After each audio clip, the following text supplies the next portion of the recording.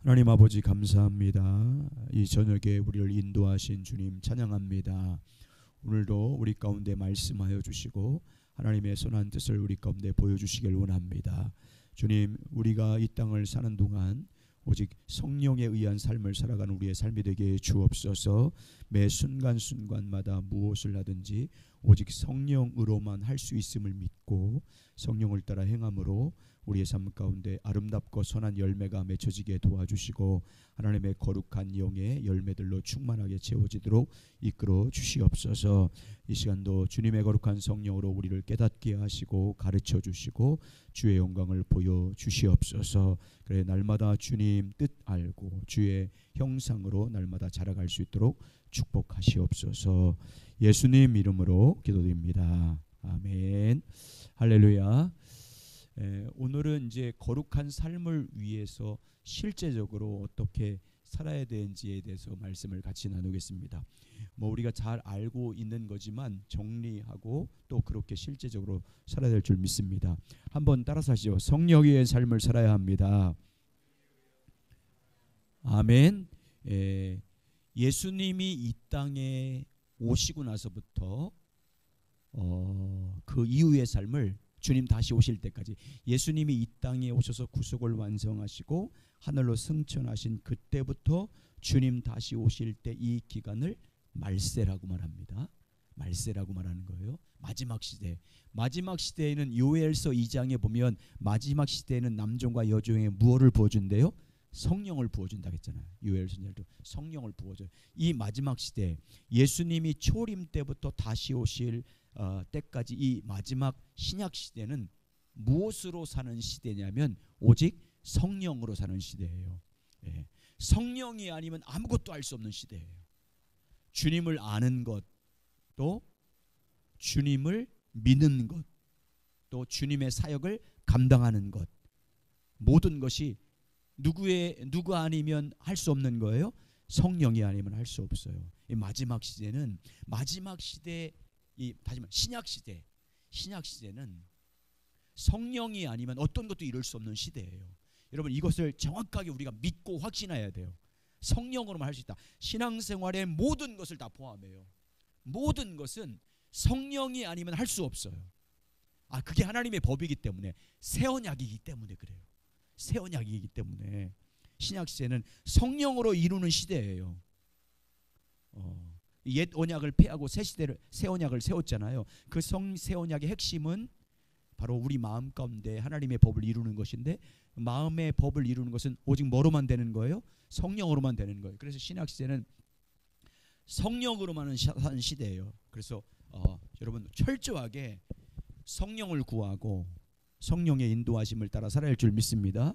우리가 거룩한 삶을 이루는 것도 마찬가지예요. 주님의 거룩한 형상으로 성화를 이루는 것도 뭘로만 되는 거예요? 성령으로만 되는 거예요. 왜냐하면 구약 시대에 옛 언약을 줬어요. 모세를 통해서 율법을 줬잖아요. 모세의 돌판을 통해서 율법을 줬어요. 근데 그 법을 사람들의 행위로 자기 노력으로 지킬 수 있었어요? 없었어요? 없었어요. 그래서 그걸 하나님이 폐하셨습니다. 예수님이 오셔서 폐했잖아요. 그래서 예수님은 새 언약을 이 땅에 이루시는 중보자예요. 새 언약을 성취하는 중보자. 그래서 히브리서에 보면 예수님을 뭘로 소개해요? 새 언약의 중보자로 소개해요. 옛 언약. 그래서 예레미야 때 이미 이제는 너희들이 모세와 세운 율법 옛 언약을 지킬 수 없기 때문에 내가 이제 새 언약을 세운다라고 말씀하시면서 새 언약의 핵심을 말씀했어요. 거기 보세요. 예레미야 31장 31절부터 34절 새 언약에 대한 말씀을 하세요. 새 언약의 핵심이 뭔지 한번 읽어보겠습니다. 예레미야 31장에서 31절에서 34절 시작. 여호와의 말씀이니라. 보라 날이 이르느니 내가 이스라엘 집과 유다 집에 새 언약을 맺으리라. 이 언약은 내가 그들의 조상들의 손을 잡고 애굽 땅에서 인도하여 내던 날에 맺은 것과 같지 아니할 것은 내가 그들의 남편이 되었어도 그들이 내 언약을 깨뜨렸음이니라. 여호와의 말씀이라. 잠깐만요. 애굽 땅에서 인도하던 날에 맺은 것, 그건 뭐예요? 모세를 통해서 맺은 언약, 옛 언약이에요. 그것은 너희들이 깨뜨렸다. 지킬 수 없다. 그래서 보라 이제 새날, 여기 새날은 예수님이 오시면이에요. 성령님이 오시면 이제 너희가 새로운 언약을 세우겠다는 거죠. 그러나부터 읽겠습니다. 시작. 그러나 그날 이후에 내가 이스라엘 집과 맺을 언약은 이러하니 곧 내가 나의 법을 그들의 속에 두며 그들의 마음에 기록하여 나는 그들의 하나님이 되고 그들은 내 백성이 될 것이라. 여호와의 말씀이니라. 그들이 다시는 각기 이웃과 형제를 이겨 이르기를 너는 아와를 알라 하지 아니하리니 이는 작은 자로부터 큰 자까지 다 나를 알기 때문이라. 내가 그들의 악행을 사하고 다시는 그의 죄를 기억하지 아니하리라. 여호와의 말씀이니라. 아멘. 자, 여기 보세요. 옛 언약, 모세와 맺은 언약이에요. 언약은 말씀을 어디다 새겼어요? 돌판에 새겼어요. 돌판에 새겼어요. 책같이 기록한 거예요. 근데 이걸 지킬 수 없어서, 너희 행위로 지킬 수 없어서 폐한다고 하면서 새 언약을 세우겠다고 말해요. 새 언약의 핵심은 뭐예요? 하나님의 법을 어디에 기록한다는 거예요? 마음, 거기잖아요. 너희 속에 두며 마음에 기록하겠다. 요게 이제 새 언약. 새 언약은 돌판이 아니라 어디에 기록하는 거예요? 우리 마음에 기록하는 거예요. 핵심이 새 언약. 그 언약을 이제 세운다는 거예요. 누가 오셔서? 예수님이 오셔서. 예수님이 그래서 이 새 언약을 이루어 주시는 중보자다. 그렇게 말씀한 거예요. 자, 그래서 이제 우리 마음에 새 언약을 이루려면, 그래서 새 언약을 우리 마음 가운데 하나님이 이루어 주기 위해서 우리 가운데 누구를 보내세요? 성령님을 보내세요. 성령님 그래 보이는 거예요. 성령님 보세요. 그래 성령님이 어디에 오세요? 너희 속에, 마음에 오시는 거예요. 여러분, 항상 우리는 어디에 초점을 맞춰야, 내 마음에 계신 성령님의 포커스를 맞춰야 돼요. 주님과 교제할 때 소리내로 기도하든지 조용히 기도하든지 여러분의 시선은 어디에 가 있어야 돼요? 마음에 가 있어요. 왜? 거기에 누가 계시니까? 성령님이. 마음이 고쳐지지 않는 것은 마음을 우리가 집중하지 않기 때문이에요. 마음에 계신 성령님을 의식하지 않기 때문이에요. 자, 성령님을 보내주셔서 성령님이 하나님의 법, 말씀을 어디에 기록해 두겠다는 거예요? 마음에 기록해 주겠다, 이 말이에요. 마음에 쓰겠다. 이걸 이제 고린도 후서 3장에 보면 신비의 마음판에 생명의 근원이 어디서 나온대요? 잠언 4장 23절 너희는 어디를 살피래요? 마음을 살피라. 생명의 근원이 이에서 납니다. 이제 이걸 말하는 거예요. 마음에 기록한다. 자, 거기 이제 읽어보겠습니다. 거기 보면 이제 예레미야를 통해서 새 언약을 세워진다고 해요. 돌판에 기록하는 게 예 언약이고 마음에 기록한대. 그래서 마음에 기록해주기 위해서 이 예레미야 31장 말씀을 우리 가운데 이루어지기 위해서 어떻게 하신다고 말씀한지 보세요. 고린도후서 1장 21절 22절 시작. 우리가 너희와 함께 그리스도 안에서 굳건하게 하시고 우리에게 기름을 부으신 이는 하나님이시니 그가 또한 우리에게 인치시고 보증으로 우리 마음에 성령을 주셨느니라. 어디에 성령님을 보내주셨어요? 우리 마음에. 왜 성령님을 보내주셨어요? 자, 고린도후서 3장 6절. 자, 그 밑에 있죠. 우리 마음에 성령님을 보내주셨어요. 그래서 뭐 하시는지 보세요. 시작. 그가 또한 우리에게 새 언약의 일꾼 되기에 만족하게 하였으니 율법의 조문으로 하지 않고 오직 영으로 함이니 율법 조문은 죽이는 것이요 영은 살리는 것이라. 자, 율법 조문은 율법을 말하는 거예요. 율법이 왜 죽이는 거예요? 옛 언약은, 율법은 우리가 지키지 못하면 우리를 뭐예요? 지키지 못했다고 정죄해요. 그걸 죽이는 거예요. 근데 하나님의 영은 우리 마음 가운데 하나님의 말씀을 우리 마음에 기록하게 되면, 마음에 하나님의 말씀을 기록하면 우리가 뭐예요? 살아나잖아요. 아멘. 성령이 그 일을 하시는 거예요. 그러니까 성령이 아니면 하나님의 언약을 이루는 자가 될 수 있어요? 없어요? 없어요. 성령으로 살아야 돼. 그래서 성령으로 만드는 거예요. 성령님은 우리 마음에, 항상 마음에 항상 마음에 살펴야 돼요. 여러분, 마음에서 어떻게 인도하시는지, 성령님이 어떤 생각을 주시는지, 어떤 깨달음을 주시는지, 어떤 책망을 하시는지 마음에 살펴야 돼요. 주의 음성을 듣는 방법이기도 합니다. 신약 새 언약의 특징은 새 언약을 뭐를 통해서 이루는 거예요? 성령님을 통해서 마음에 이루시는 거예요. 자, 같이 한번 읽어보면 정리가 될 거예요. 자, 성경은 시작. 성경은 새 언약 그 신약이 하나님께서 이스라엘 백성들을 애굽 땅에 인도하여 내던 날에 세운 언약, 즉 모세 언약, 신의 언약과는 다른 것이라고 말씀하셨습니다. 신약의 특징은 하나님께서 하나님의 법을 하나님의 백성들의 마음속에 두고 그들의 마음에 기록하는 것이 될 것이라고 말씀하십니다. 모세 언약, 신의 언약에서는 하나님께서 하나님의 법을 돌판에 기록하였습니다. 자, 그 다음 좀 넘기세요. 옛 언약과 새 언약을 잘 구분하시겠죠? 예, 정확하게 아셔야 돼요. 그러니까 마음에 기록하는 거니까 성령이 아니면 안 돼요. 자, 계속 있습니다. 시작. 고린도후서 1장 21절에서 22절은 하나님께서 새 언약에서는 하나님의 법을 하나님의 백성의 마음에 기록하신다는 하나님의 약속이 하나님께서 각 성도들의 마음속에 성령을 주심으로써 성취된 것을 잘 보여줍니다. 그래서 우리는 새 언약의 뭐라고 그래요? 일꾼이에요. 새 언약의 일꾼, 새 언약을 이루는 자들이에요. 성령을 통해서 마음에 하나님의 법을 이루는 자들이라고. 그러니까 성령을 따라 살지 않으면 마음에 이것을 이룰 수가 없어요. 그래서 여러분, 우리가 성령께서 가르쳐주는 대로 순종해야 그 말씀이 마음에 새겨지는 거예요. 아멘. 그래서 성령을 따라 살아야 돼요. 계속해서 시작. 고린도후서 3장 6절은 새 언약, 즉 신학의 특징을 한마디로 성령에 의한 삶으로 표현합니다. 개역 개정판에 영이라고 번역된 단어는 성령을 의미합니다. 그래서 모든 영어 주요 성경들은 다 성령으로 번역하고 있습니다. 여러분 반드시 그래서 새 언약을 우리 가운데 이루려면 뭘로 살아야 돼요? 성령에 의한 삶을 살아야 된다고 말씀하시는 거예요.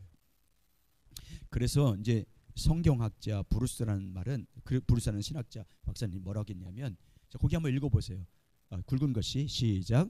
그리스도의 부활과 기독인들의 부활 사이의 현재 시간은 성령의 시대다. 예수님이 부활하고 그리스도인인 예수님을 믿는 우리의 부활은 언제 이루어져요? 주님 오셔야 이루어지잖아요. 그러니까 주님이 이 땅에 부활하시고 나서 또 주님 다시 오시는 그날까지는 무슨 시대라고요? 성령 시대. 그 말이 뭐예요? 성령으로 사는 시대. 아멘. 성령이 역사하는 시대예요. 그러니까 성령이 아니면 안 돼요. 아멘. 성령으로 살아야 돼요. 철저하게 성령으로. 그래서 예수님도 보세요. 자, 십자가의 구속을 완성해서 하늘, 십자가에 죽으시고 부활하시고 구속 사건을 다 완성하시면 하늘로 올라가시잖아요. 근데 예수님이 그 제자들에게 책 한 권을 딱 써주면서 이것대로 해라 이렇게 하라지 않어요. 승천하기 전에, 십자가 지기 전에 뭐만 계속 말씀하세요? 성령에 대해서만 말씀하세요. 요한복음 14장 15장 16절에서 오직 성령에 대해서만 말해요. 성령. 왜? 이제부터 너희는 내가 빨리 승천하는 것이 너에게 유익이다. 내가 너희와 함께 있는 것보다, 육체 안에 있는 것보다 빨리 하늘로 올라가는 게 너에게 유익이다. 누가 오니까?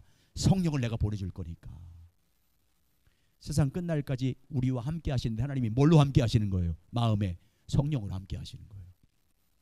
자, 그래서 말씀하시는 거예요. 계속해서 성령을 보내주겠다. 그래서 예수님이 보혜사지만 또 다른 보혜사 성령을 계속 말씀하세요. 자, 보세요. 예수님이 십자가 지기 전에 제자들을 떠날 것을 앞에 두고 하신 말씀을 보세요. 다 뭐에 대한 말씀인지 보세요. 자, 요한복음 14장 16절 17절 시작. 내가 아버지께 구하겠으니 그가 또 다른 보혜사를 너에게 주사 영원토록 너희와 함께 있게 하리. 여러분, 성령님은 언제까지 함께 하시는 거예요? 영원토록. 할렐루야. 영원토록 떠나지 않는 거예요. 자, 어디에서? 그 다음부터 있어요. 어디에서? 시작.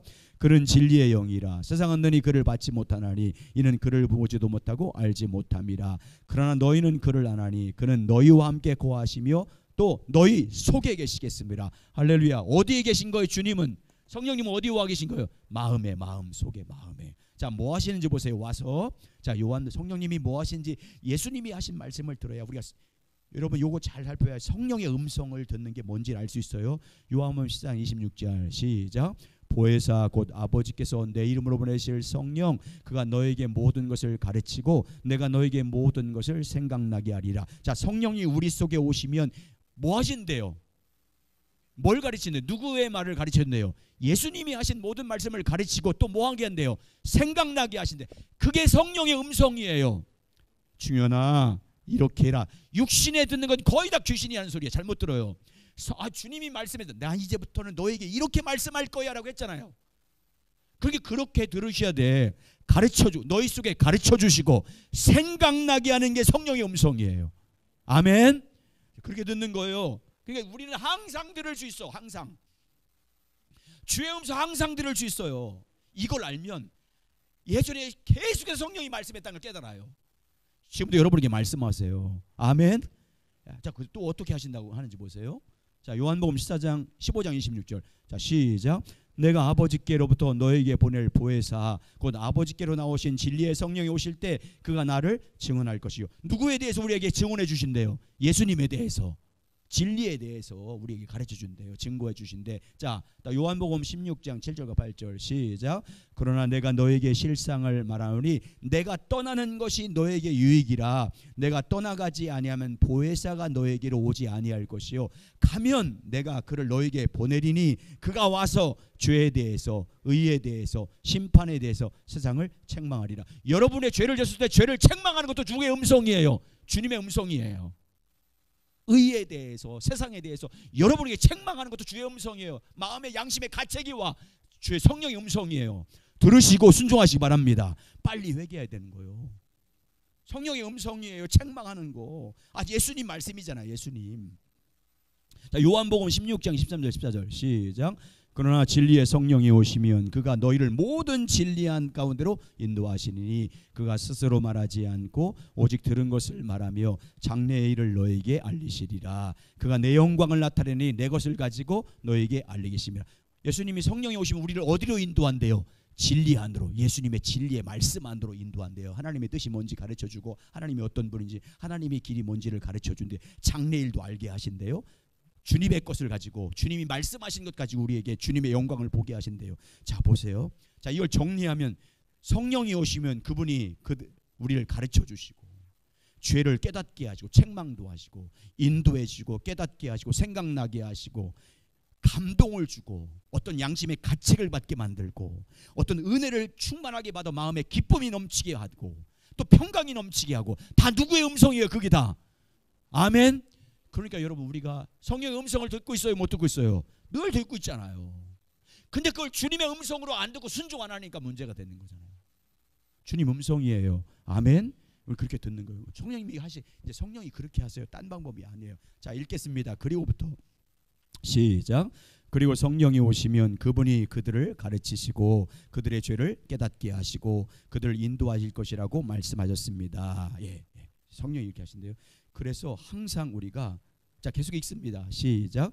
우리는 성경을 강조해야 합니다. 말씀은 아무리 강조해도 지나침이 없을 만큼 중요합니다. 그러나 오늘날 말씀을 강조한 나머지 성령을 소홀히 여기는 사람이 있습니다. 그러나 그것은 잘못된 것입니다. 신약시대는 철저히 성령의 시대입니다. 성령이 없이는 또 가능하지 않습니다. 자, 보세요 여러분. 그래서 주님의 음성은 뭐예요? 하나님 말 따라서, 하나님 말씀 안에서 성령이 깨닫게 하시는 것이, 성령이 생각나게 하는 것이 성령의 음성입니다.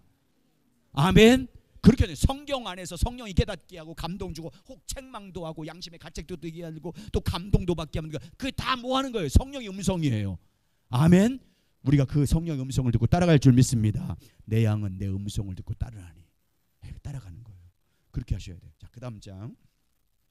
그러니까 성령은 우리 신앙생활에 절대 필수. 성령 없이는 아무것도 안 돼. 자, 성령의 필수성이에요. 우리 신앙생활의 모든 면에서 성령이 하면 안 돼요. 자, 그걸 같이 나눌 거예요. 성령이 아니면 어떤 것도 할 수 없어요.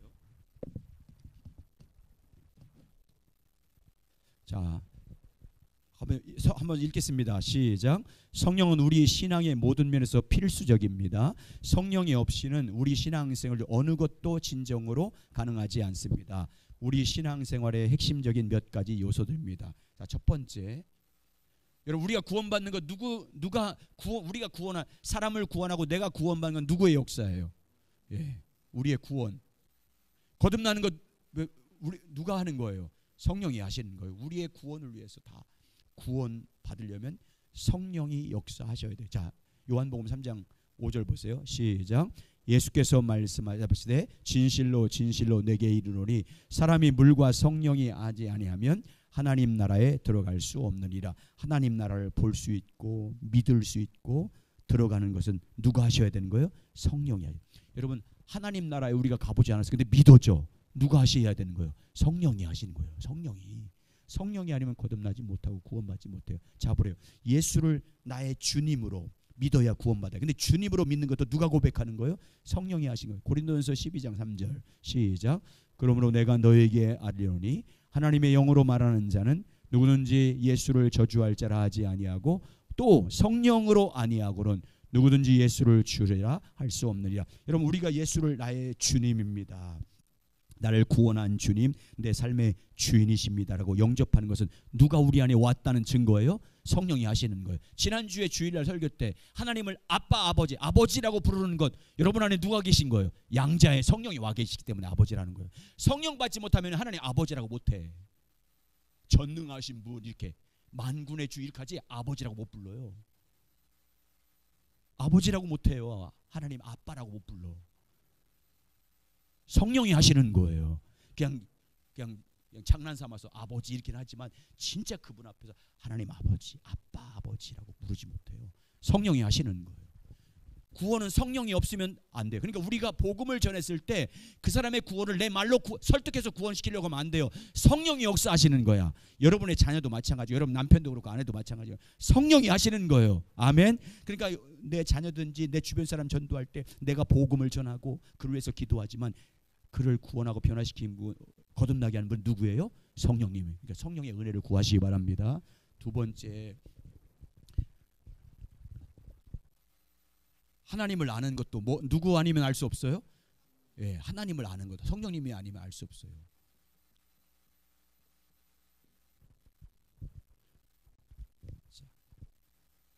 자, 한번 보겠습니다. 요한일서 1장 3절에서는 영생, 곧 구원, 또 믿음 생활이 뭔지를 말씀합니다. 시작. 우리가 보고 들은 바를 너에게 전함은 너희로 우리와 사귐이 있게 하려 함이니 우리의 사귐은 아버지와 그의 아들 예수 그리스도와 더불어 누님이라. 예, 구원 또 신앙생활이 뭐라고 말하냐면 하나님 아버지와 우리 주 예수 그리스도와 친밀하게 사귀는 것이다. 교제하는 것이다. 그렇게 사귐을 통해서 누구를 아는 것이 영생이고 구원이에요? 하나님을 아는 것이. 그래서 이렇게 설명해요. 그 다음 절 요한일서 2장 4절 시작. 그를 아노라 하고 그의 외모를 지키지 아니한 자는 거짓말하는 자요 진리가 그 속에 있지 아니하리라. 이게 하나님과의 사귐을 통해서 누구를 알아가는 게 신앙생활이고 영생이에요? 하나님을 알아가는 거예요. 그래서 예수님 보세요. 예수님은 영생이 뭐라고 하는지 요한복음 17장 3절 시작. 영생은 곧 유일하신 참 하나님과 그가 보내신 자 예수 그리스도를 아는 것이라. 여러분 하나님 아버지와 그의 보내신 자 구원자 예수님을 알아야 믿고 구원받을 줄 믿습니다. 그런데 예수 그리스도와 하나님을 알게 하시러 우리 가운데 오신 분이 누구예요? 성령님이에요. 성령님이 알게 하셔야 돼요. 성령이 아니면 알 수 없어요. 지적이든 영적이든 경험적이든 성령이 아니면 하나님을 알 수 없어요. 그래서 사도 바울이 에베소 교회 편지에서 이렇게 기도하잖아요. 자 보세요. 에베소 1장 7절 시작. 우리 주 예수 그리스도의 하나님 영광의 아버지께서 지혜와 계시의 영을 너희에게 주사 하나님을 알게 하시고. 하나님을 어떻게 알게 되려고 기도하고 있어요? 지혜와 계시의 영을 너희에게 주사 하나님을 알게 하시고. 여러분 하나님을 알려면 성령을 통해서만 알 수 있는 줄 믿습니다. 그래서 고린도전서 2장 10절 이하부터는 하나님의 깊은 것까지도 통달하셔서 신령한 것들을 알게 하신 분이 누구라고 말씀하고 있어요? 성령님이라고 말씀합니다. 자, 그 다음 장 넘겨서 정리하겠습니다. 자, 같이 있습니다. 시작. 요한일서 1장 3절은 우리의 신앙 혹은 우리의 구원을 한마디로 하나님과의 사귐이라고 표현하고 있습니다. 요한일서는 그것을 다른 말로 하나님을 아는 것이라고 표현하고 있습니다. 성경에서 하나님을 안다는 말은 하나님과의 친밀한 교제를 통해서 하나님의 성품과 목적과 의도와 길을 개인적으로 아는 것을 말합니다. 성경학자 에이켄 박사는 하나님을 안다는 말의 의미에 대해서 이렇게 말합니다. 하나님을 아는 지식이 단순히 지적인 지식으로 정의될 수 없다는 것이 명백합니다. 하나님을 아는 지식은 서로 분리될 수 없는 하나의 지적, 도덕적 그리고 영적인 요소를 포함합니다. 성경이 나오는 하나님을 아는 지식은 지적일 뿐 아니라 또한 경험적이고 역동적이다. 이 지식은 단순히 관념적인 추측에 의해서 얻어지는 것이 아니라 참된 하나님과의 영적인 관계 안에서 삶을 살아감으로 얻어진다. 예수님은 영생이 하나님과 하나님을 아는 것이라고 하셨습니다. 그러니까 하나님과의 친밀한 교제를, 성령님과의 친밀한 교제를 통해서, 성령을 통해서 하나님을 알아야 올바른 하나님의 지식을 가질 수 있다, 이 말이에요.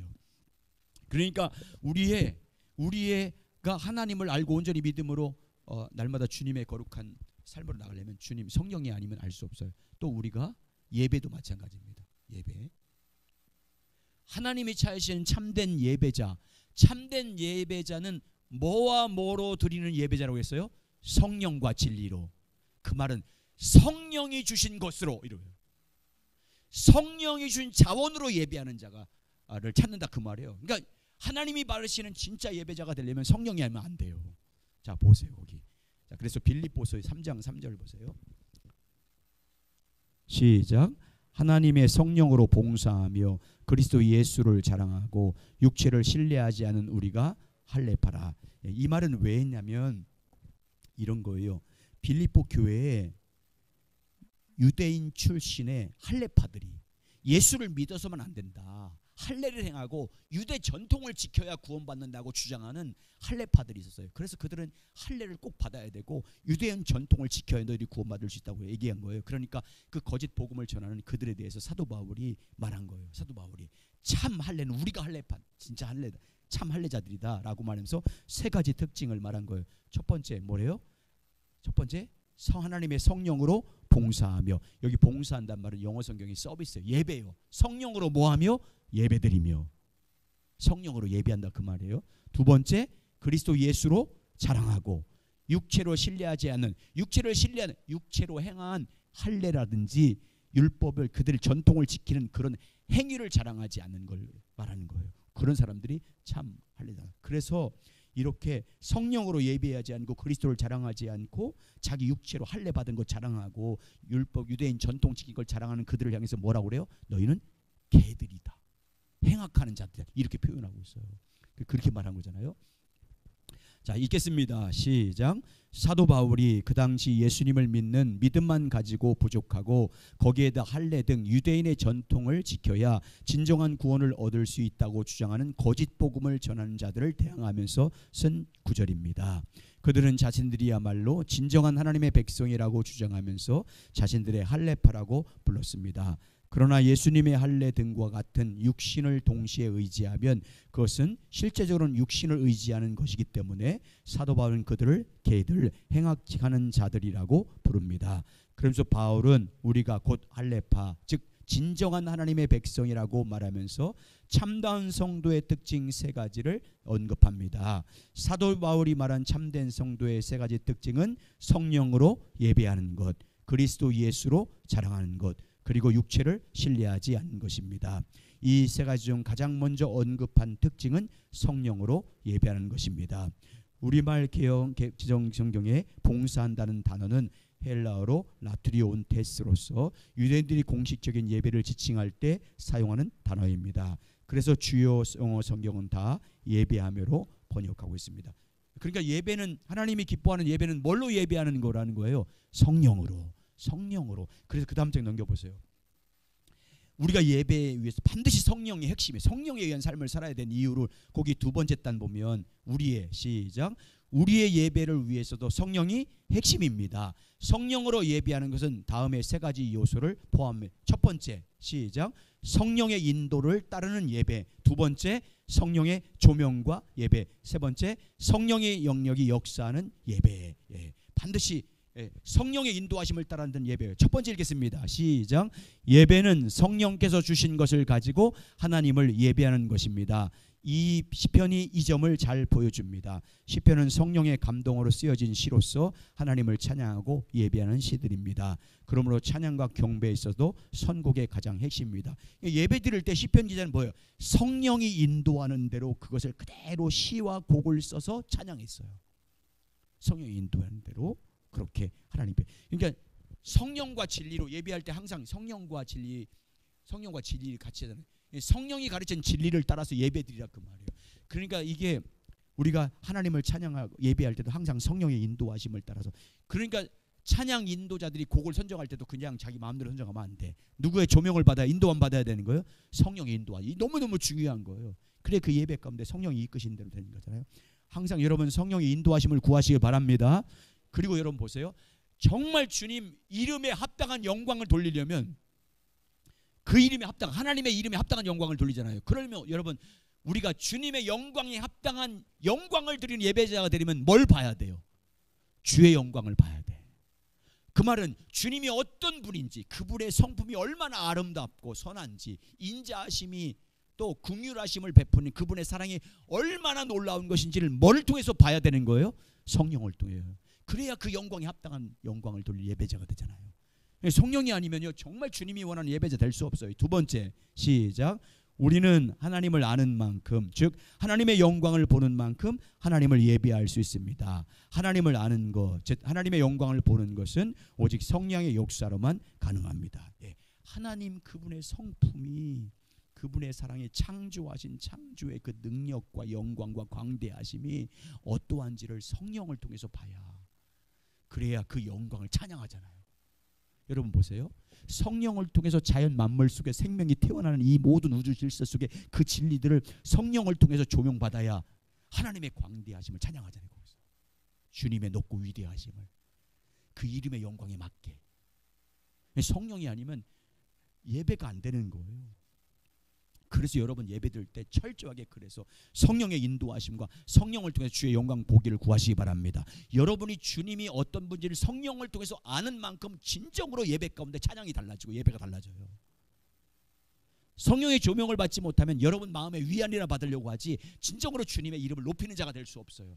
주님의 그 십자가 사랑을 통해서 나타난 아버지가 자기 독생자를 내어주기에 사랑하신 그 큰 사랑이 얼마나 큰 사랑인지를 성령으로 조명받아야 그 사랑을 노래하는 자가 되잖아요. 성령이 아니면 참된 예배자가 될 수 없어요. 초대교회는, 그래서 초대교회는요 지금처럼 예배 순서 인도자가 없었어요. 성령의 감동대로 어떤 사람이 일어나서 예언도 하고 말씀도 깨달은 거 증거하고 찬양도 하고 그랬지, 지금처럼 예배 순서가 없어서 철저하게 초대교회는 성령의 이끄심 받았어요. 거기 보세요. 세 번째, 시작. 초대교회 예배는 성령께서 자유롭게 운행하시고 역사하는 예배였습니다. 자, 고린도전서 14장 26절 보세요. 그래서 시작. 그런즉 형제들아 어찌하여 너희가 모일 때는 언제예요? 예배 드릴 때예요. 모일 때 어떻게 했는지 보세요. 모일 때 예배 드릴 때 시작. 각각 찬송시도 있으며 가르치는 말씀도 있으며 계시도 있으며 방언도 있으며 동영갑도 있으며 모든 것을 덕을 세우게 하라. 이런 것이 다 예배 가운데 다 나타난 거예요. 예배 가운데 예언도 일어나고, 어떤 사람에게 예언이 임하면 예언하고, 어떤 사람이 말씀이 가르치면 말씀을 선포하고, 방언하면 방언도 통역하고 막 그랬던 거예요. 얼마나 역동적이었겠어요, 여러분. 그러니까 우리 예배 가운데 성령의 역사하심과 인도하심과 임재를 구해야 될 줄 믿습니다. 성령의 운행하심을 구해야 돼요. 그래 주님이 원하시는 예배 될 수 있어요. 자, 거기 마틴 노이드 존슨 읽겠습니다. 시작. 마틴 노이드 존슨 목사도 참다운 신약의 예배와 형식적인 예배의 차이를 다음과 같이 말했습니다. 예배의 형태가 형식적이 될 때 성령께서는 덜 나타나시며 여러분은 신약으로부터 더 멀어지게 된다는 것을 언제나 볼 수 있을 것입니다. 신약교회의 매우 중요한 특징은 자발성, 생명력, 생세망, 활력이 있습니다. 그러나 성령과 그 감화력이 멀어지게 되면 모든 것이 형식되게 되게 버립니다. 그래서 예배 여러 가지 형식을 갖게 되는 것입니다. 침체기에 빠진 교회는 예배 의식에 있어서 보다 더 형식적이고 예배 형식은 채용하고 공기도서나 의식서로 돌아가는 경향을 띈다는 것을 알게 될 것입니다. 이 모든 것은 형식적인 종교의 한 부분입니다. 우리 예배 가운데 성령의 임재와 성령의 감동이 충만해야 될 줄 믿습니다. 자, 예배를 위해서 성령이 아니면 보세요. 구원, 하나님을 아는, 진리를 아는 것, 예배, 그리고 성화도 마찬가지예요. 주님의 형상을 담는 건 누구의 역사예요? 성령을 통해서 주님의 영광을 봐야 돼. 그래야 바뀌어요. 자, 거기 보세요. 고린도전서 1장 21절 22절 시작. 우리를 너희와 함께 그리스도 안에서 굳게 하시고 우리에게 기름 부으시는 하나님이시니 그가 또 우리를 인치시고 보증으로 우리 마음에 성령을 주셨느니라. 여기 보시면 우리를 그리스도 안에서, 여러분 하나님은 세우신 분이 누구예요? 하나님이십니다. 하나님은 여러분 항상 기억하세요. 우리를 누구 안에서 세우세요? 그리스도 안에서. 여러분 우리를 왜 그리스도 안에 세울까요? 우리는 그리스도의 뭐기 때문에? 몸이기 때문에. 그리스도 밖으로 안 세워요. 그리스도 머리이신 그분 안에서 세우는 거예요. 하나님은 항상 그리스도의 몸으로 세우는 거예요. 몸으로 세우는 거예요. 항상 그리스도의 몸 안에서 굳건하게 세우시는 거예요. 그런데 그렇게 굳건하게 세울 때 우리 가운데 그렇게 하기 위해서 누구를 보내셨대요? 성령을 주셨느니라. 그러니까 우리를 그리스도 안에 굳건하게 세우신 분이 누구라는 거예요? 성령님이세요. 자, 그 다음 장 넘겨보겠습니다. 그래서 여러분 절 보세요. 성화에 이르려면 우리가 노력해서 되는 게 아니에요. 우리 힘써 되는 게 아니에요. 성령을 쫓아 살면 성령님이 거룩하게 하시는 거예요. 아멘. 우리는 넘어져도 다시 일어나서 계속해서 지속적으로 성령을 따라 사는 게 중요해요. 날마다 성령의 인도하심을 따라서 성령이 가르쳐 주는 대로 성령이 말씀하시는 대로 따라 살면 성령님이 우리를 예수님의 형상으로 자라게 할 줄 믿습니다. 그래서 계속 그렇게 말씀하시는 거예요. 자, 보세요. 거기 갈라디아서 5장 16절 시작.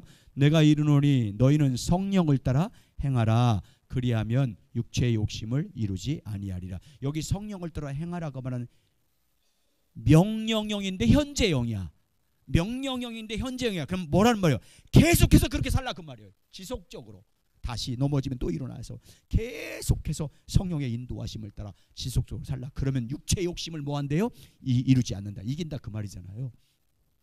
자, 있습니다. 시작. 우리를 그리스도 안에서 세우시는 분은 하나님이십니다. 많은 성도들은 그리스도의 성화가 자신의 노력에 달려있다고 생각합니다. 그러나 그들은 그러한 성화의 삶을 살아지지 않기 때문에 상습적인 죄책감과 절망 혹은 자포자기 가운데 살아갑니다. 성령에 의한 성화의 삶은 근본적으로 하나님의 역사이며 은사입니다. 그리고 하나님께서는 그 일을 위해 우리 안에 성령을 주셨습니다. 여러분과 제가 노력해서 하려고 하면 되지 않기 때문에 뭐 하겠어요? 죄책감에 빠지고 열등감에 빠지는 거예요. 그러니까 여러분 성화는 누가 하시는 거예요? 성령의 역사예요. 오직 우리는 내가 뭘 성화되려고 하는 게 아니라 우리는 어떤 일에 열심히 해야 되냐면 성령을 쫓아 사는 일에 열심히 해야 되는 거예요. 내가 내 스스로를 바꾸려고 하는 게 아니라 성령을 쫓아 사는데 오직 주님의 성령이 인도한 대로 믿음으로 사는데 힘쓰는 거지. 내가 나를 변화시키려고 하는 게 아니에요. 그건 율법인 거예요. 아멘. 여러분 성령을 쫓아 사는데 힘쓰시기 바랍니다. 여러분 지금의 모습 때문에 실망하지 말고 계속 살면 성령이 하시는 거예요. 자, 계속 있습니다. 시작. 성령은 우리가 육체의 욕심에 이끌리지 않게 하기 위하여 성령을 따라 행하라고 명령합니다. 우리가 성령의 인도하심을 따라 사는 만큼 육체의 일을 이길 수 있습니다. 이 점에 대해서 갈라디아 주석에서 이렇게 말합니다. 신자는 어디에 이러한 종류의 승리하는 기독교인의 삶을 위한 자원을 얻을 것인가? 현대의 종교적인 가르침은 매력적인 인품, 그 사람에게 내재된 능력, 신학교계에서 높은 학위, 성숙한 기독인들의 삶에 대한 특별한 세미나, 사회운동, 사회경영요리법 그리고 다른 것들을 많이 답변을 세상에서 뭘 배우려고 세미나 가서 배우려고 하고 무슨 집회 가서 배우려고 한다 그 말이에요. 뭘 가르치고 신학을 공부해서 배우려고 그렇게 해서 성화되려고 한단 말이에요. 근데 그 말이 아니고 성경에서는 바울은 오직 한 가지 뭘로만 된다는 거예요. 그 다음부터 시작. 그러나 바울의 응답은 뭐예요? 성령이다. 우리가 거듭날 때 우리를 죄에서 자유케 하시고 우리를 새 생명 주신 오직 하나님의 성령님만이 우리를 그분 안에서 행하시는 것을 통해서 성화의 능력을 경험함에 따라 우리를 진정으로 자유하도록 보존하실 수 있다. 뭐로만 된다는 거예요? 성령으로만. 할렐루야. 자, 그걸 답변. 고린도후서 3장 18절 시작. 우리가 다 수건을 벗은 얼굴로 거울을 보는 것 같이 주의 영광을 보매 그와 같은 형상으로 변화하여 영광에서 영광에 이르리 곧 주의 영으로 말미암니라. 우리가 어떻게 할 때 주님의 형상으로 그와 같은 형상으로 변화된대요? 우리가 뭐를 볼 때? 주의 영광을 볼 때 그와 주님과 같은 형상으로 변한대. 근데 그 주의 영광을 보는 거예요. 주의 영광을 봐야 변화되는데 주님의 형상으로. 근데 그 주의 영광을 보게 하는 분이 마지막에 뭐라고 그래요? 주의 영으로. 할렐루야. 주의 영으로 주의 영광을 보시기 바랍니다. 이런 거예요. 주의 영광은 주님의 성품을 보는 거예요. 주님이 누구를 용서하는 사람, 용서하는 긍휼을 받 용서. 정말 가늠하다 현장에 잡힌 여자를 용서하잖아요. 그걸 성령을 통해서 보는 거예요. 용서하신. 그걸 내가 성령을 통해서 가르침받아 그 반면 내가 김영훈 장로님이 나를 어떻게 해서도 내가 뭐 하겠어요? 용서할 수 있는 그 성품을 내가 뭐 하는 거예요? 닮은다 그 말이에요. 성령을 통해서 봐야. 모든 게 마찬가지예요. 섬김이나 헌신이나 순종이나 사랑이나 주님의 영광을 봐야, 주님이 어떻게 하셨는지를 봐야. 복종도 그래요. 주님이 죽기까지 십자가에 복종한 그 영광을 성령을 통해 봐야 우리가 주님 말씀에 복종하는 자가 될 줄 믿습니다. 그 성령, 그러니까 성령이 아니면 안 돼요. 신앙생활 다 마찬가지예요. 다. 여러분 그렇게 믿으셔. 성령만 된다고 믿어야 성령으로 사라져요. 성령으로만 돼요. 아무것도 안 돼. 그걸 계속 말씀하고 있어요. 자, 계속 읽습니다. 우리가 시작. 우리가 주의 영광을 볼 때 우리가 주의 형상으로 변화됩니다. 그리고 그것은 성령의 역사입니다. 그러면 우리를 그리스도 안에서 세우시는 분이 하나님이시니 우리는 아무것도 하지 말아야 됩니까? 아닙니다. 우리는 성령과 동행하는 삶을 살기에 온갖 힘을 쏟아야 합니다. 우리는 하나님의 영광을 보기 위해 하나님을 알기 위해 온갖 힘을 쏟아야 합니다. 그것이 거룩한 삶과 성화를 위해서 우리가 해야 할 핵심적인, 여러분이 해야 할 일 뭔지 알겠죠? 여러분이 해야 할 일 뭘 여러분이 변화시키려고 하면 안 돼요. 여러분 힘으로 하려고 하면 안 돼. 우리는 오직 성령으로 사는 데 힘써야 될 줄 믿습니다. 오직 믿음으로 그분과 교제해서 그분의 인도하심을 따라 그냥 지금 우리가 그냥 어떠하든지 주님 따라가면 그분이 바뀔 줄 믿습니다. 그분이 이루시는 것 줄 믿습니다. 예, 우리는 오직 주님의 성령을 따라 사는데 힘써야 돼요. 자, 사역을 위해서 하나님의 사역도 이건 나중에 할 거리기 때문에 그냥 여러분 하나님의 사역은 누가 누구의 능력으로 이루어가는 거예요? 성령님이 하나님의 능력으로 이루어가는 거예요. 여섯 번째. 지금 신앙생활의 모든 것을 그 다음 장 넘겨보세요. 하나님의 비전. 여러분 하나님의 비전이 뭐예요? 여러분이 이렇게 비전은 하나님의 비전이 이게 아니에요. 하나님이 선교 나가는 걸 기뻐할 거야. 그래 나는 선교를 해서 헌신해야지. 자기가 세우는 거예요. 그리고 하나님이 이걸 기뻐할 거야. 그걸 자기 계획으로 삼아. 그리고 그걸 이루어 달라고 그래. 그건 자기 비전이지 하나님 비전이 아니에요. 하나님의 비전은 뭐든지 하나님이 주신 계획이 하나님의 비전이에요. 근데 하나님이 준 비전은 누굴 통해서 볼 수 있는 거예요? 성령님. 그러니까 하나님의 비전, 리더들은 하나님의 비전을 가져야 되거든요. 근데 그 비전은 성령이 주셔야 되는 거예요. 자, 그 말을 한번 이제 그렇게 해서 읽겠습니다. 자, 시작.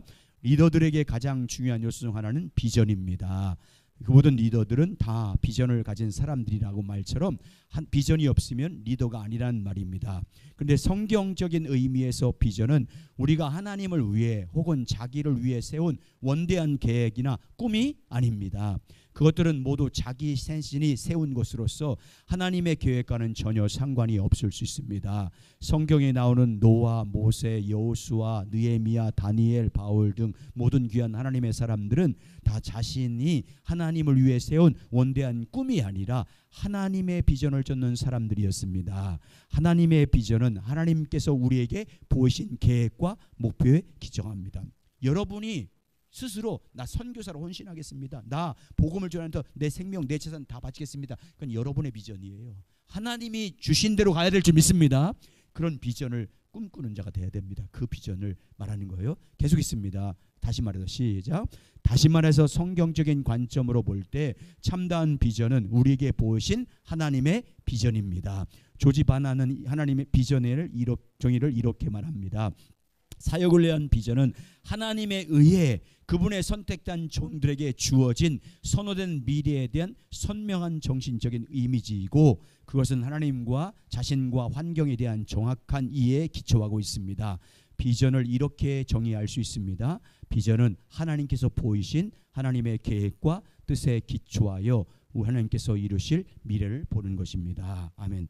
여러분 우리 교회 집사님이 어떤 분이 그러죠.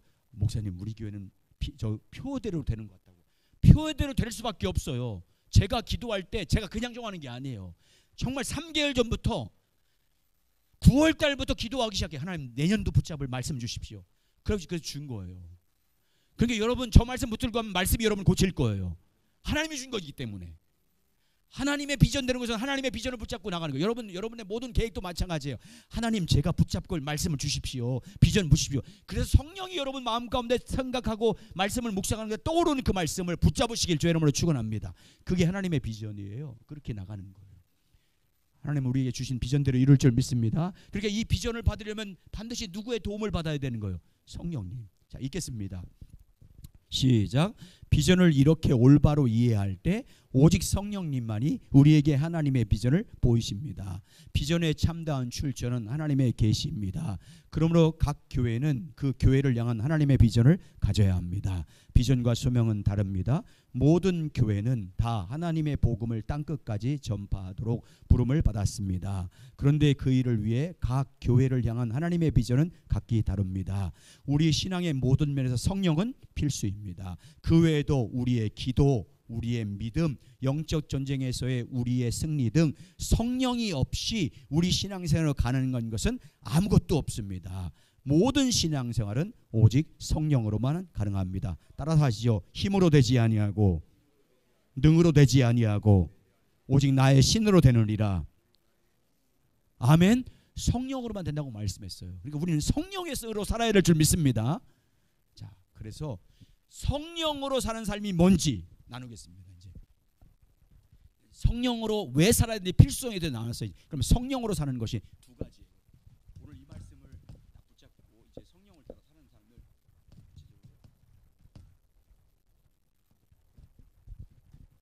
성령으로 사는 삶은 두 가지예요. 성령과의 교제와 성령의 능력입니다. 이게 균형이 있어야 돼요. 성령과의 교제하는 삶,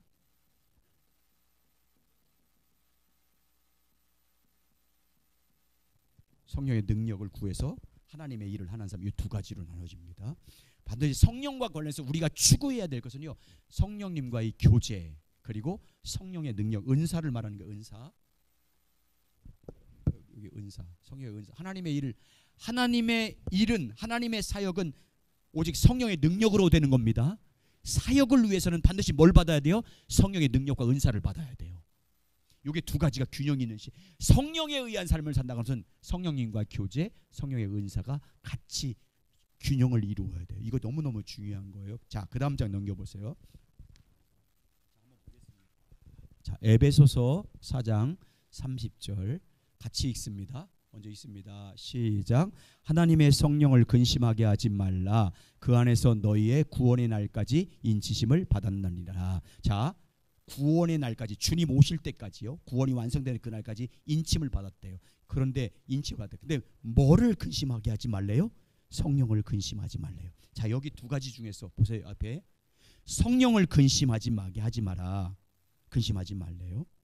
그런데 주님 오신 그날까지, 인치신 그날, 구원이 완전된 그날까지 성령을 근심하지 말래. 그 말은 성령의 교제에 대한 말이에요. 성령의 능력에 대한 말이에요.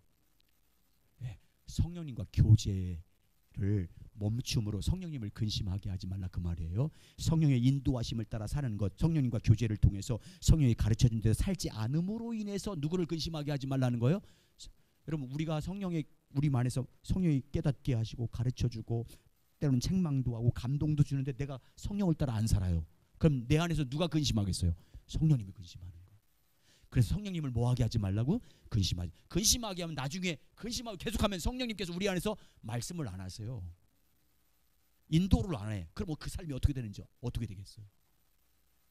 그 다음 절 데살로니가 5장 9절 19절 시작. 성령을 소멸하지 말고. 여기는 성령을 소멸하지 말라는 것은 뭐를 소명하지 말라, 뭐를 가볍게 여기지 말라는 거예요. 성령의 은사와 성령의 능력을, 성령님과의 교제를 강조한 나머지 성령의 은사와 능력을 무시하지 말라, 그 말이에요. 여러분, 왜? 하나님의 사역은, 하나님 나라의 사역은 뭘로만 되니까? 성령의 능력으로 되니까. 자, 같이 읽겠습니다. 읽으면 또 이해될 거예요. 자, 시작. 성경은 우리에게 성령을 근심하게 하지 말라고 경고합니다. 이것은 성령의 교제, 즉 성령과 동행하는 삶과 관련이 있습니다. 하나님께서 우리를 성령으로 인도하시고 보증으로 우리 안에 성령을 주셔서 그분으로 말미암아 그리스도의 날까지 우리를 인도하시고 우리로 하여금 하나님이 기뻐하는 삶을 살 수 있도록 우리를 돕게 하셨습니다. 그러면서 하나님은 우리에게 성령을 감히 근심하게 하지 말라고 강력하게 경고합니다. 만약 우리가 반복적으로 성령을 근심하게 한다면 성령의 도움 없이 우리가 스스로 그 모든 것을 헤쳐나가야 하는데 그 결과는 끔찍한 것이기 때문입니다. 여러분, 조금 전에 모든 신앙생활은 뭘로만 될 수 있다고 했어요? 성령으로. 근데 성령의 인도하심을 안 받아. 신앙생활이 어떻게 되겠어요? 아무것도 할 수 없다, 그 말을 하는 거예요 지금. 그러니까 성령을 근심하지 말아야 될 줄 믿습니다. 두 번째, 성령의 은사와 능력을 우습게 여기면 안 돼요. 소중히 여겨야 됩니다. 계속 있습니다. 시작. 또한 성경은 우리에게 성령을 소멸하지 말라고 경고합니다. 성령을 소멸하지 말라는 말은 성령의 나타남, 즉 성령의 은사와 관련이 있습니다. 성령을 소멸하지 말라는 말은 성령의 불을 끄지 말라는 뜻입니다. 성경은 성령을 불로 묘사하는 예가 많습니다. 고린도 교회에서는 성령의 은사를 무절제하게 사용하여 광시적인 태도가 만연했음에도 비해 데살로니가 교회에서는 오히려 성령의 활동을 제한하거나 배역하느니 했던 것을 보입니다. 그래서 고린도 교회는 성령의 은사가 충만했어요. 그래서 성령의 능력을 강조한 마음이지, 고린도 교회는 뭐를 안 했어요? 성령과 교제를 안 해서 변화가 아무것도 없어요. 성도가 변화되지도 않고. 여러분, 성령의 은사와 능력으로 아무리 큰 일을 해도 성령의 은사와 능력은 그 사람을 변화시켜요? 변화시키지 못해요? 변화시키지 못해. 일만. 성령의 능력과 은사는 하나님의 거룩한 나라의 사역은 성령의 능력으로 해야 돼요. 그래서 반드시 받아야 돼. 근데 이건 사람을 변화시키지 못해요. 변화되려면 뭘로 와? 성령과 교제해서 인도하심을 따라가야만 변화되는 거예요. 근데 고린도 교회는 이것만 강조해서 변화가 없었고, 데살로니가 교회는 이걸 너무 강조한다면 이 은사를 가볍게 여기서, 그래서 데살로니가 교회 성도들에게 성령을 소멸하지 말라고 말한 거예요. 은사를 가볍게 여기지 마라, 예언도 가볍지 말라, 방언도 가볍게 여기지 말라고 그러잖아요. 데살로니가 5장에서. 은사를 가볍게 여겼거든. 여러분, 우리는 두 가지를 다 소중히 여겨야 돼요. 따라서 하나님이 주신 것은 다 선한 것입니다. 아멘. 은사를 여러분 사모해야 돼요. 하나님의 일할 때요, 은사가 없으면 은사 받은 사람과 은사 없는 사람이 똑같이 일을 해보세요. 열매가 달라요. 변화가 달라요. 은사 받아야 되는 거예요. 이 두 가지가 균형이, 그걸 나눌 거예요 지금부터. 자, 두 가지가 반드시 조화를 이루는 게 매우 중요해요. 자, 설명 한번 드릴게요. 보세요. 고린도 교회는 성령의 능력만 강조했어요. 자, 보세요. 우리 한국 교회도 70년대, 80년대, 90년대 은사, 한월산 기도원, 오순날 모든 기도입니다. 뭘 강조했어요? 은사 받자, 능력 받자 했잖아. 근데 은사와 능력은요, 이게 병행되지 않으면, 교제가 하지 않으면 변화가 없어요. 변화가 안 돼. 그리고 보세요. 은사 받은 사람들이 성령님과의 교제를 통해 성숙하지 않으면 능력과 은사를 왜 주는 거예요? 교회에 덕을 세우라고. 세 가지예요. 하나님의 영광을 위해서 사용하라고, 교회의 유익을 위해서 사용하라고, 다른 성도들을 뭐하라고? 도와주라고 주는 거예요. 근데 은사 받은 사람이 성숙하지 못해. 다 어떻게 해요? 자기 유익을 위해서 사용해. 교회를, 은사 받았다고 교회를, 담임 목사님은 나는 능력도 하고 병도 고치는 은사 받았는데 우리 목사님 그 은사 없어. 자기 집에다 차려. 그러니까 기도해 주면서 받아. 다 그렇게 있잖아요. 은사한다고 기도원 세우고 막 그러잖아요.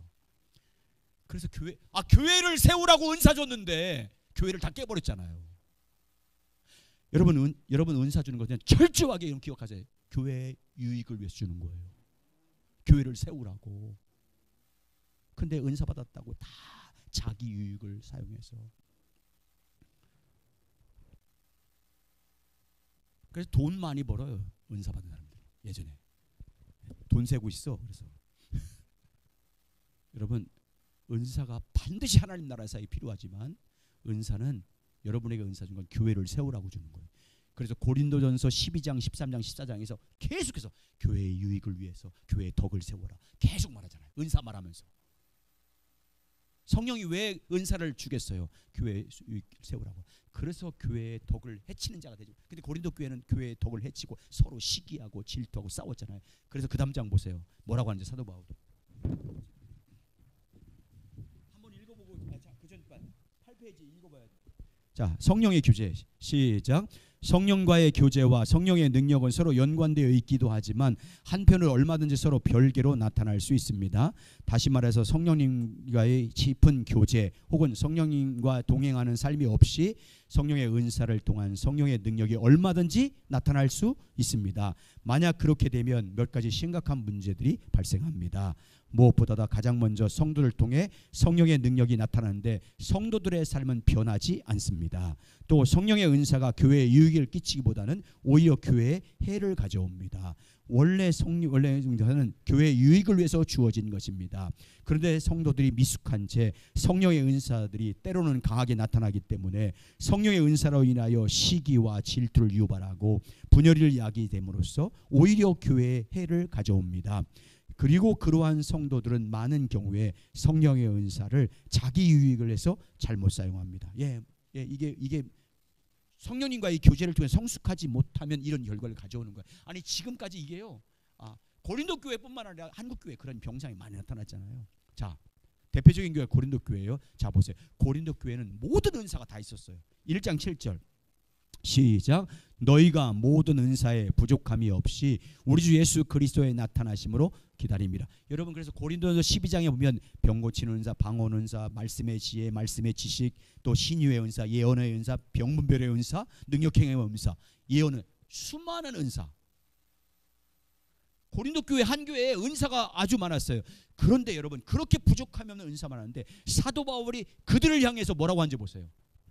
3장 1절 고린도전서 3장 1절 시작. 형제들아 내가 신령한 자들 대함 같이 너희에게 말할 수 없어서 육신에 속한 자 곧 그리스도 안에서 어린아이들을 대함과 같이 하노라. 너희는 지금 성령의 은사와 능력이 막 나타나는데 너희는 뭐래요?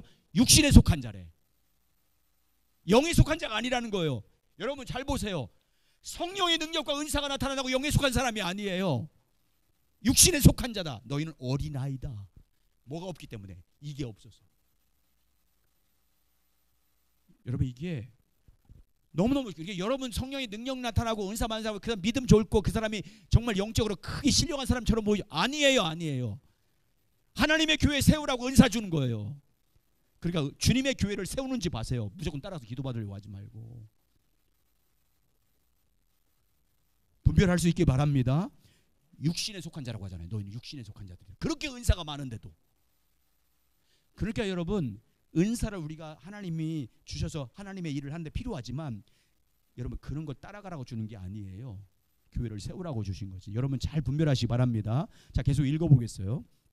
시작. 고린도 교회는 성령의 은사가 부족함 없이 나타난 교회였습니다. 반면에 고린도 교회는 사도 바울이 육에 속한 그리스도인이라고 칭할 만큼 그리스도 안에서 어린아이와 같은 성도들이었습니다. 즉 그들은 성령과 동행하는 삶을 살지 않은 성도들이었습니다. 은사는 받았는데 성령과 동행은 하지 않았어요.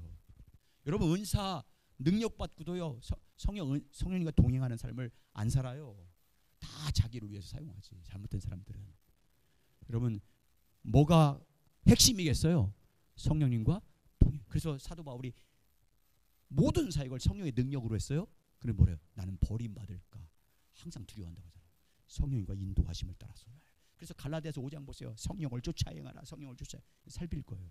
계속 말하는 거예요. 자 계속 있습니다. 시작. 고린도 교회에서는 성령과 동행하는 삶이 없이 성령의 능력이 나타나는 경우의 부작용은 그대로 다 나타났습니다.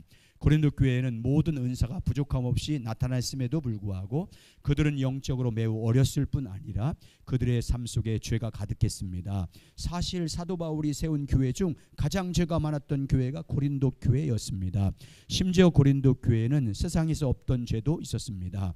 뿐만 아니라 고린도 교회에는 은사로 인한 시기와 질투, 우월감과 열등감 등 수많은 문제들이 있었습니다. 그래서 바울이 그 부분을 고린도전서 14장에서 집중적으로 다루고 있습니다. 근데 이 문제는 성령의 은사받고 능력받은 사람이 자기 믿음이 좋은 사람이라고 착각한다는 거예요. 착각해요. 그래 얼마나 교만한지 몰라요. 무시해. 사람들 무시해요. 여러분 성령의 교제를 통해서 성령님과 동행하는 사람이 믿음이 좋은 사람이에요. 그걸 잘 분별할 수 있기 바랍니다. 자 이와 같이 시작. 이와 같이 성령과 동행하는 삶과 성령의 능력의 조화가 매우 중요합니다. 그런데 여기 한 가지 주목해 볼 것이 있습니다. 사도 바울은 성령의 은사로 인하여 그렇게 많은 문제점을 가지고 있었던 고린도 교회에 편지하면서 그 은사들을 절제시키고 있지 않습니다. 그는 그것들을 옳은 방향으로 사용할 것을 권면합니다. 그러면서 그는 동시에 오히려 그것들을 더 적극적으로 사모하라고 권정합니다. 우리의 삶에는 이 두 가지 분야의 조화가 필요하되 그 분야가 모두 더 활성화되는 것이 하나님의 뜻이고 우리가 적극적으로 사모하고 추구할 바입니다. 여러분 보세요.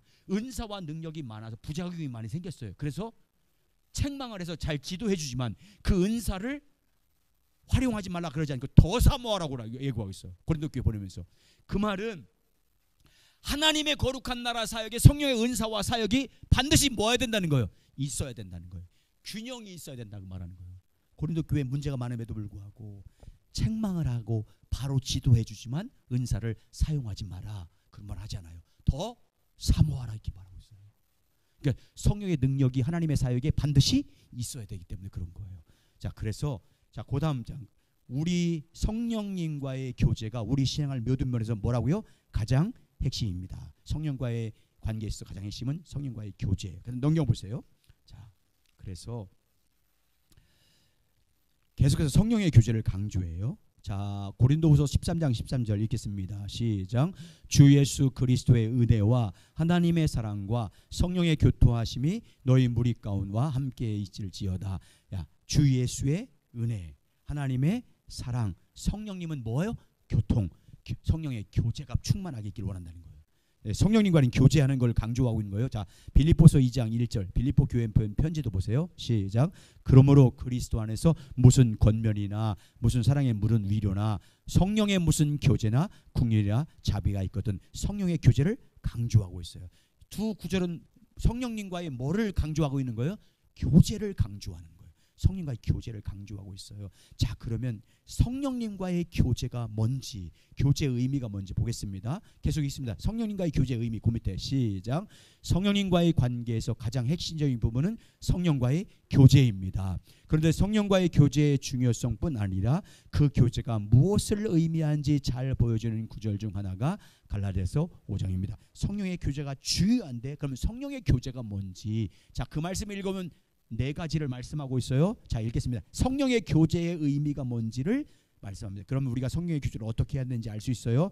갈라디아서 5장 16절부터 15절 25절까지 시작. 내가 이르노니 너희는 성령을 따라 행하라. 그리하면 육체의 욕심을 이루지 아니하리라. 육체의 소욕은 성령을 거스리고 성령은 육체를 거스리나니 이들이 서로 대적함으로 너희가 원하는 것을 하지 못하게 하려 함이니라. 너희가 만일 성령의 인도하신 바가 되면 율법 아래 있지 아니하니라.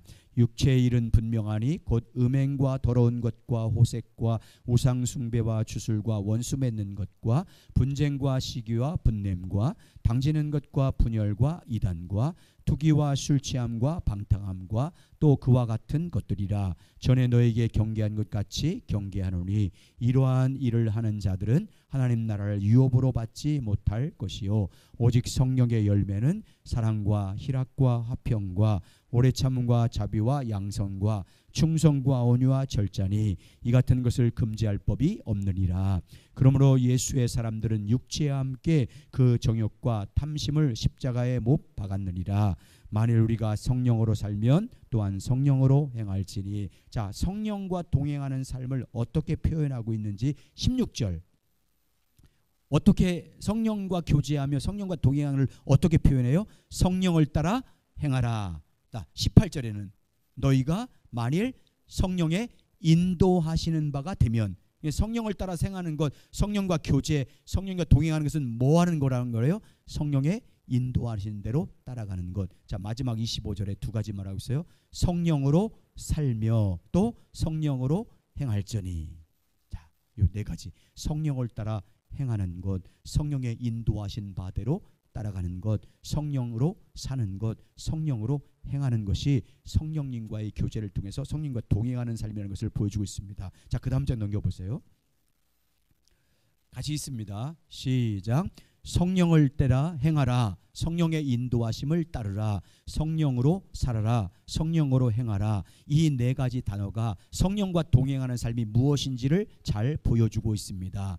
특히 16절에 행하라라는 단어는 명령문이고 현재형입니다. 다시 말해서 하나님은 우리에게 지속적으로 성령과 동행하는 삶을 하려고 명령하고 있습니다. 조지 박사가 성령과 동행하는 삶을 또 이렇게 잘 요약했습니다. 그 굵은 글씨 시작.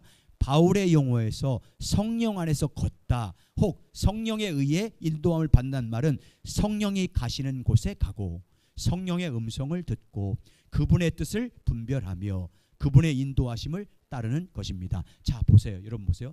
여러분 안에 성령님이 계십니다. 여러분이 말씀을 묵상해요. 성령의 가르침을 구하면서 기도합니다.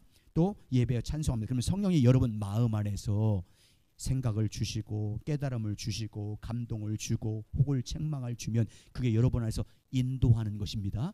그대로 따라가는 것이 성령과 동행하는 것인 줄 믿습니다. 그렇게 지속적으로 끊임없이 계속 그렇게 하는 것이 성령과 교제하는 삶이라 그 말이에요. 자, NIV 성경에 보면 여러분 예전에 여러분 여기 있는 계신 분들은 요즘 거의 다 고등학교나 중학교일 때 교복 입고 다녔잖아요. 교복 입고 다녔어요. 교복 입고 가방 메고 이렇게 다녔어요. 그러면 여학생들은 반드시 어떻게 살아요? 둘씩 팔짱 끼고 다녀. 근데 옆에서 보면 팔짱 끼고 다니면 어떻게 발을 딱딱 맞춰가. 팔짱 끼고 가는데 발 틀리면 갈 수 있어요? 없어요? 그래서 옆에서 보면 팔짱 끼고 가면 한 사람이 가는 것 같아. 그렇게 걸어가는 것이 성령과 동행하는 걸. 성령이 인도하는 대로, 깨닫게 하는 대로, 가르쳐주는 대로, 감동 주는 대로 가는 거예요. 따라가는 거예요. 그게 성령님과 교제하는 것이고 동행하며 사는 것인 줄 믿습니다. 자, 거기 보세요. 이게 NIV의 성경에 성령으로 행할지니 그 말은 이 말은 여학생 둘이 걸어가는데 발을 맞추어 걸어가기 때문에 옆에서 보면 마치 한 사람의 걸어간 것처럼 보이는 것 같이 그렇게 매 순간 성령과 동행하기를 힘쓰라는 말입니다. 무슨 말인지 알겠죠? 자, 그 밑에 시작. 성령과 동행하는 삶, 이것이 신약의 성도의 삶입니다. 이 삶이 모든 승리의 비결입니다. 우리 모두는 반드시 이 삶을 배우고 이 삶에서 자라나야 합니다. 이 성령님과의 교제, 그 성령님과 동행하는 삶이 우리 신앙의 모든 면에서 여러분 저 보세요. 항상 이렇게 고백하세요. 항상 이렇게 고백하시라고요. 어떻게? 성령님 제 안에 계십니다. 여러분 개인적으로 크게 기도할 때든지 조용하게 기도하든지 상관없어요. 성령님 제 안에 계십니다. 아멘. 제 안에 계십니다. 성령님 제 안에 계십니다. 저를 인도해 주세요. 생각나게 해주세요. 순간순간마다 가르쳐 주세요. 깨닫게 해주세요. 제가 잘못하면 마음에 책망도 주시고 양심의 가책도 느끼게 해주세요. 그렇게 해서 그 성령님이 인도하는 대로 가책을 하면 회개하면 되고 또 감동을 주면 감동 주는 대로 기쁨과 평안을 주면 그 기쁨 되는 대로 여러분 행동하는 그것이 성령과 동행하는 삶이라는 거예요. 그렇게 살면 여러분 성령의 음성이 그렇게 듣는 거잖아요. 여러분 우리가 그런 관점에서 여러분 저도 예전에 그냥 주님이 나에게 그냥 육성으로 중요한데 너를 사랑해 하고 있고 듣기를 원했어. 근데 성경에서 예수님이 말씀하신 성령의 음성은 그게 아니잖아요. 생각나게 하리라, 가르쳐 주리라, 깨닫게 하리라, 내가 너를 책망한다. 언제든지 주님의 음성을 들으시잖아요. 아멘. 언제든지 성령의 음성을 우린 들을 수 있는 거예요. 그걸 무시하니까 문제가 성령을 근심하게 만드는 거잖아요. 그러지 말고 인도하는 대로 작은 깨달음에도 여러분 작은 깨달음에도 그 인도하심에 순종하면 점점 더 크리스찬도처럼 주님의 성령의 음성이 더 선명해져요. 아멘. 깨달음이 더 선명해진다고요. 그래서 믿음으로 순종해서 그 성령의 이끄심을 따라 살아가실 주의 이름으로 축원합니다. 자, 그리고 두 다음에 성령의 교제, 성령의 능력도 받아야 됩니다. 그 다음 성령의 능력이 왜 필요하냐? 왜? 하나님 나라의 사역은 뭘로만 이룰 수 있다? 성령은. 사도 바울이 제가 말씀하고 정리할게요. 이렇게 해요. 사도 바울이 1차 전도의 여행, 2차 전도의 여행을 다 마치고 어디로 압송해 가요? 로마로 압송해 가요. 로마로 가서 사도 바울의 계획이 있는 거예요. 로마에게서 복음을 전해서 로마 교회로부터 자기가 지금까지 이룬 사역을 다 이야기한 다음에 어디로 파송받고 싶었어요? 서머나. 세상 끝인 스페인 유태인으로 로마 교회를 통해서 파송받기를 원했어요. 그래서 로마서에서 지금까지 한 사역을 쭉 말해요. 수많은 1차, 2차 전도를 통해서 각 교회를 세우고 소아시아와 마게도니아 와가 지방에서 하나님의 역사하는 것을 쭉 설명한 다음에 나를 파송해달라고 얘기해요. 그때 사도 바울이 이 모든 사역을 감당할 때 뭘로 했다고 그래요? 나는 성령의 능력으로 했다, 그 말이에요. 하나님의 나라의 사역은, 복음 전파 사역은 뭘로만 된다는 거예요? 성령의 능력. 아멘. 하나님의 사역은요, 능력 받아야 돼요. 은사 받아야 된다고요. 은사 안 받으면 안 돼요. 우리가 육신의 말로 설명을, 복음을 전할 수 있어요. 열심히 복음을 전할 수 있어요. 근데 은사 받은 사람이 복음 전하면 달라요. 열매가 달라. 듣는 사람이 변화가 달라. 영적 능력이. 그래서 성령의 기름 부으심을 받아야 돼요. 똑같이 애들을 가르쳐요. 근데 성령의 기름 부으심을 받으면, 여러분, 번제단에 제물을 바치면서 불을 태울 때 뭘 뿌려요? 거기다 기름을 부어요. 왜? 활활 타오르라고. 가르칠 때 성령의 기름 부으심을 받으면 가르칠 때 불이 붙는 거예요. 능력, 은사. 구제할 때도 마찬가지. 똑같이 구제해도요. 다 우리가 성령의 은사 안 받아도, 구제 은사 안 받아도 구제. 여러분, 로마서에서 은사는, 고린도전서 22장에서는 뭐 방언하고 예언하는 게 은사지만 로마서에서는 무슨 은사예요? 가르치고 권사들처럼 누구를 권면하고 위로하고, 그게 다 은사예요. 또 세워주고 격려하고, 그게 은사예요 다. 아멘. 근데 똑같이 사람을 위로하는데, 성령의 은사를 받은 사람이 위로하는 것과 기름 부으심을 받은 따라 위로하는 것과 그냥 평범하게 내 말로 하는 것과 이 사람의 위로가 달라요. 말씀을 전하는 제가 내 인간적인 지혜로 하는 것과 성령의 기름 부으심을 받아 능력으로 말씀의 지혜와 지식을 받아 하는 것과, 여러분, 듣는 사람이 다르다니까요. 반드시 능력 받아야 돼요. 아멘. 하나님 나라의 일은 하나님의 능력으로 하는 거기 때문에, 이게 그래서 두 개 무시하면 안 돼. 다 존귀히 여겨야 돼요. 자, 거기 보세요. 사도 바울이 뭐라고 하는지 보세요. 로마서 15장 17절 19절 시작. 그러므로 내가 그리스도 예수 안에서 하나님의 일에 대하여 자랑한 것이 있거니와 그리스도께서 이방인들의 순종하게 하기 위하여 나를 통하여 역사하신 것 외에는 내가 감히 말하지 아니하노라. 그 일은 말과 행위로 표적과 기사와 능력으로 성령의 능력으로 이루어졌으며, 그리하여 내가 예루살렘으로부터 두루 행하여 일루르곤까지 그리스도의 복음을 편만하게 전하였노라. 저는 보세요. 사도 바울이 고린도 교회에 복음을 전할 때, 고린도 교회에 복음을 전할 때, 고린도전서 2장 4절에 보세요. 나는 복음을 전할 때 뭘로? 사람의 말과 지혜로 전하지 않고 뭘로 전한대요? 성령의 나타남과 능력으로. 여러분, 우리가 정말 그래서 정말 하나님 앞에 국류를 구할 것은요, 사역을 감당한, 교제는 교제하되 하나님의 사역을 감당하는 우리 모두는요, 철저하게 성령의 능력을 구해야 돼. 주님, 기름 부어 주십시오. 예배의 기름 부음, 찬양의 기름 부음, 기도의 기름 부음, 사역의 기름 부음, 말씀과 여러분, 헌금을 해도 기름 부음이 있어야 될 줄 믿습니다. 모든 면에 성령의 기름 부으심을. 그래서 여러분, 아론이 평범했어요. 아론이 평범한데 모세가 기름 부으니까 그때부터 제사장 역할을 감당하잖아요. 머리도 쭉 흘러들으니까 기름 부으심이 다른 거예요. 달라요.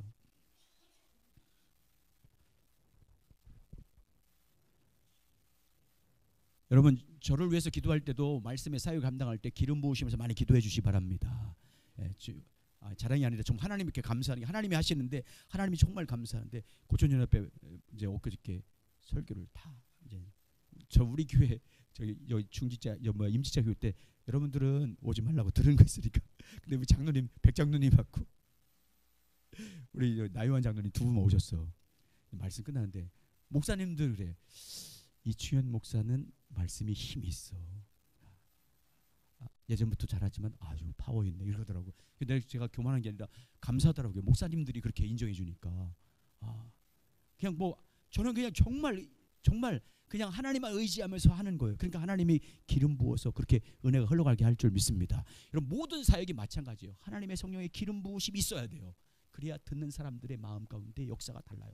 모두 게 다 마찬가지입니다. 성령의 능력인 줄 믿습니다. 자, 그 다음 장 넘겨보세요. 그 다음 장. 성령의 은사는 하나님 나라의 사역의 도구이기 때문에 마찬가지. 성령의 능력과 은사는 하나님 나라 사역의 도구이기 때문에 반드시 모든 은사들에게는 성령의 은사가 있어야 돼요. 한번 읽어보겠습니다. 성령의 은사는 하나님 나라의 사역에 위한 도구입니다. 시작. 성령의 은사는 전도, 설교, 치유, 가르침, 구제, 위로, 상당, 돌봄 등 하나님 나라의 사역에 위한 도구입니다. 구제의 은사가 있는 사람에게는 많은 경우 언제 누구를 어떻게 구제해야 할지가 보입니다. 당연히 그것은 성령의 능력에 의한 것입니다. 그리고 그렇게 구제할 때 대부분 놀라운 결과들이 나타납니다. 당연히 우리는 구제의 은사가 없어도 구제해야 합니다. 그것은 성경에 나오는 하나님의 명령이기 때문입니다. 그러나 구제의 은사가 있을 때 구제는 훨씬 효과적입니다. 이것은 하나님 나라의 다른 모든 면에서도 마찬가지입니다. 그러므로 우리는 하나님 나라의 사역을 위해 성령의 은사들이 절실하게 필요합니다. 아멘. 모든 부분에 있어서 모든 섬김이든지 봉사든지 전도든지 선교든지 가르치는 것이든지 모든 것에는 성령의 능력이 있어야 돼요. 기름 부으심이 있어야 할 줄 믿습니다. 그래서 우리가 성령의 기름 부으심을 위해서 기도해야 되고요. 성령의 능력과 은사를 구해야 되고요. 성령님과의 교제하고 있어 진리의 성령님을 구해야 돼요. 아멘. 그래서 기도할 때 성령님을 위해서 기도할 때 성령님 제 안에 계신 성령님 진리의 성령님 저를 인도해 주세요. 진리를 가르쳐 주세요. 그리고 진리의 성령의 능력도 주십시오. 성령의 기름 부어 주십시오. 우리 예배 가운데 기름 부으심이 임하기를 원합니다. 찬양 가운데 기름 부으심이 임하기를 원합니다. 그래서 금요 기도 찬양 가운데 기름 부으심이 있잖아요. 아멘. 은혜가 있잖아요. 기름 부으심이 있어야 돼요. 모든 사역에 여러분이 뭘 섬기든지 거기에 기름 부으심이 임하도록 기도해야 될 줄 믿습니다. 한마디로 뭘로 살아야 돼요? 성령으로. 아멘. 여러분 확실히 모든 것은 뭘로만 된다? 성령으로만 됩니다. 아멘. 예, 성령님과 교제하시고 늘 동행하시기 바랍니다. 어떻게 보면 성령님과 동행하면 때를 따라 은사와 능력 주겠어요? 안 주겠어요? 주시는 거예요.